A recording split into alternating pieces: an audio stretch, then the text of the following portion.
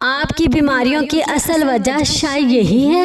حضرت ابو ہریرہ رضی اللہ تعالیٰ عنہ بیان کرتے ہیں، رسول اللہ صلی اللہ علیہ وآلہ وسلم نے فرمایا، معدہ بدن کا ہوش ہے، جبکہ رگیں ہر طرف سے اس کی طرف آتی ہیں۔ جب معدہ درست ہوگا تو رگیں تندرستی لے کر واپس آتی ہیں، اور جب معدہ بیمار ہوتا ہے تو رگیں بیماری لے کر واپس آتی ہیں۔